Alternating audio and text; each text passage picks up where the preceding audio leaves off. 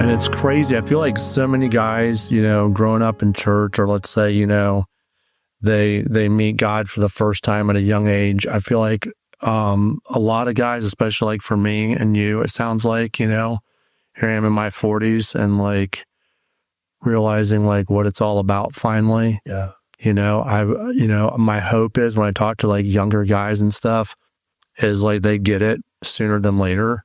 Because think about how many more people you can help, Yeah. Along the way. Like if these guys and girls get it at a young age, like the impact they could have on the world. Yeah. The world's, just wants to suck from everybody. They just want to take all the ads. You have to have this, you have to have that, you have to drive this car, you have to have this bag, you have to have these shoes. You know what I'm saying? That you're just taking. You're not pouring in, you're not giving anything.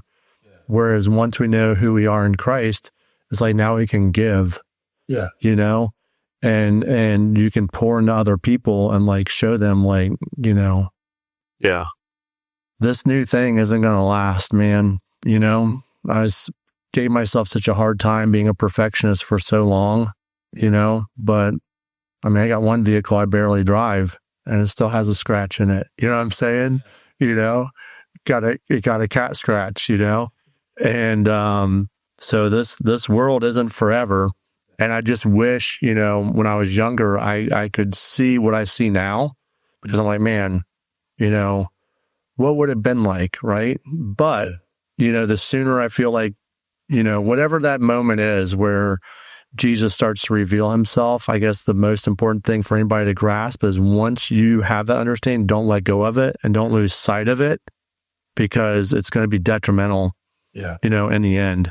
Yeah. And for me, for a long time, I was ashamed of my past until I realized that I need to not embrace it and celebrate it, but say, hey, you know what? That's my past. And I see a lot of people that grow up in the church from a very young age, and they come out very naive, not being able to recognize certain things and doing what I've done in my past, the evils that I've done. I kind of do embrace that because now I can recognize evil because I've done it. And I can tell somebody, listen, don't fall for that. Don't listen to that person. Yeah, I know you grew up in the church and you trust everybody, but there's still a lot of bad people, and there's still people that you have to guard yourself against because they'll lead you down that wrong path. And now that I've done all that evil, I can see that evil in other people and say, hey, don't go there because their intentions are not good. Or see this person loves the Lord and he, follow him or not follow him, but associate yourself with him. Don't associate yourself with those people because they're only in it for themselves. They're evil. I've done it. I've been where they are. So I can recognize that. And, that's one of the things, because for a long time, I hated my past. I hated who I was or who I thought I was and who I made myself. But now I say, you know what? I'm glad I had that experience. I'm glad that he didn't take it from me because now I just help that person or I just help myself against those schemes. Yeah. I was having a conversation similar with somebody recently, and it's like, you look back at your past and you're like, shit, I was in this valley for so long, right? And you're like, you wonder why. Yeah. But now looking back, it's like, oh, you see why, because now you have a testimony. Yeah. The one thing you don't want to do is like end up back in the valley. You know what I'm saying? You want to stay as close to the mountaintop as you can, So, I tell different clients of mine, every day I wake up, I still have that perfection mindset.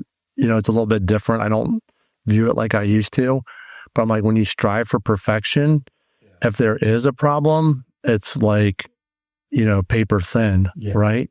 To where if you just go around living haphazardly, when there's a problem, it's big. Oh, yeah. And that's when you find yourself in the pit again, So I guess with things with like, me being in construction, like that part of it is like, look, if there's a mistake, it's going to be small. But I think on the spiritual side of it, do I read my Bible every day? No. Do I pray every day? Yes, at some point. But I feel like if I, after coming off this Widowmaker heart attack for myself, I was just like reading the Bible every day. I couldn't do anything at work yet right away. So it was like, man, I was like, God was showing me all this new stuff. Like I didn't want to go back to work, Yeah. you know? That's not reality because we're on planet Earth and we have bills to pay. So I got to find that sweet spot, if you will, of like intermingling everything to make it work. So that's kind of where I'm at. Yeah. But like, you know, I feel like if we strive and we do what God wants us to do, like would be so much further ahead than like just going to church and then go to a party on Monday night.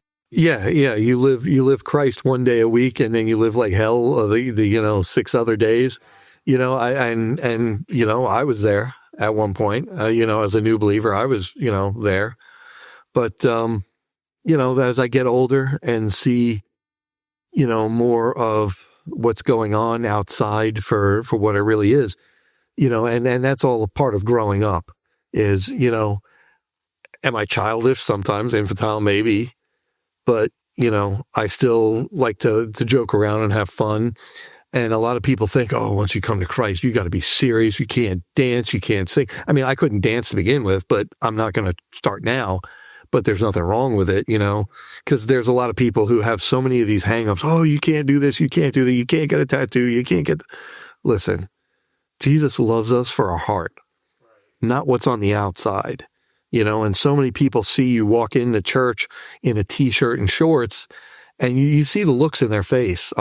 They're like, can't you show them respect? I am right here. I'm giving them respect because I'm giving them myself the best I can. And sometimes, and most times it's not good enough. Most times I'm getting in my own way. We have this understanding with the Lord, and we tend to screw it up because we're getting in our own way, because we're trying to tell him, not him tell us. Because how many times growing up did you like people having to tell you stuff? You're going to do this, you're going to do that, but he doesn't do it that way. And we take this picture of an authoritarian figure in our life now and just have him, paste that onto him. And and I found though, that was the most revealing thing, was finding that he was not like that unconditional love that, that he would die for me before I was even born. He knew me before he knew you, before any of us were born, and he still loved us. And not only that, is he actually likes us. I mean, there's people in your family that you have to love because they're family, but to actually like somebody for who they are, faults and all, is a great thing. And that's when you realize he actually likes you and wants to be with you. It just changes how your heart. I mean, how you think. You're like, why though? Why? And then you just stop questioning why, and then you go with it. And you said, well, you like me, you love me, you want to be with me. Let's do this together. And then you're like, all right, I'm all in. Yeah, let's go. Well, you have a lot of good, cool stories. What would you say to somebody? The thing is, like, there's so many young people, and we're going to be talking to different ones, in the future, but like, some of us had like tragic upbringings, right? Like really horrific stuff happened, right? And, what do you have anything come to your mind right now you could say to somebody, like how like you would maybe recommend like seeking God and like finding their true identity in them? Well, a lot of people, when something tragic happens, they always question God. God, why'd you let that happen to me? Why'd you do this? Why'd you do that? He didn't do it. He loves you. He doesn't want to hurt you. But there's a lot of times that he puts us in situations, or has us in situations that we put ourselves in, and we don't want to put the blame on us. And then there's sometimes that it's not us. It's another person that offends us, that hurts us, that does something so grotesque to us that we blame God for some reason instead of that person. Yeah, that person's an evil person, but God, why'd you let that happen? Because he wants you to come to them, because he wants you to sit down and be honest with him and say, God, this and this happened. What the F is going on? What the hell are you doing? And he's big enough to say, listen, son or daughter, I let this happen because I needed you here now with me. Because at that time, that moment that you turn to him and say, hey, what's going on, is the time that he's going to talk to you and reveal some stuff to you and say, hey, listen, just hang on a little bit longer because I'm with you. And once you come through this, you're going to realize that I've never left and that I love you so much that I'm making you a stronger person, because when you see something like this happen to somebody else, you can walk up to them and say, hey, I've been through the same exact thing. I know what it's like, but don't give up, because God's not giving up on you. You know, don't let go. Don't give in to all this stuff that anybody else is saying, or the devil is saying, or you want to kill yourself, or you want to do this or that. No. Turn to the Lord. Come with me. I'll show you how. And people say, well, how do I talk to him? Just talk to him. Just talk to him. He knows you. He knows your heart. He knows where you are. Just cry out to him. You know, one of my prayers I threw up, I was referring to as a Hail Mary prayer. My wife kept saying, well, what do you mean by that? I mean, well, I'm not saying like a Catholic approach at all. I'm just saying like the time's running out. You know, you got to throw this ball in the end zone, and you're tossed up a prayer. Odds of like not catching it, you know, in a situation like that are pretty high, right? So, you know, that's kind of what I did. It was a very generic prayer. I was like, you know, God, walking from my barn up to the house, like, God, I know people die in car crashes, plane crashes. Like, if I'm not ready for heaven, don't let me leave planet Earth. Yeah. And then 3 days later, everything happens to me with my heart. And here I am, like, on a slither of life. You know, that's all I had left. And I had no idea praying that. I don't even know why I said that prayer. You know, yeah, I know about God. I knew about God growing up and everything, but I just felt like he was like so unapproachable, you know, and, you know, even laying on the hospital bed dying, like I had no idea, you know, how close I was. I mean, it was real close. And, you know, I'm listening to music and watching baseball. Thankfully, there was no football, because I probably would have checked out, you know, get too excited. So watching these lame baseball games. But, you know, it's like, it's crazy how God, like your prayer just has to be a prayer in a sense. You know what I mean? It doesn't have to be profound. It was your first prayer ever, but it's amazing how he answers certain prayers, you know? And I just, you know, would encourage people to keep praying. Like, there are prayers that I prayed that haven't been answered.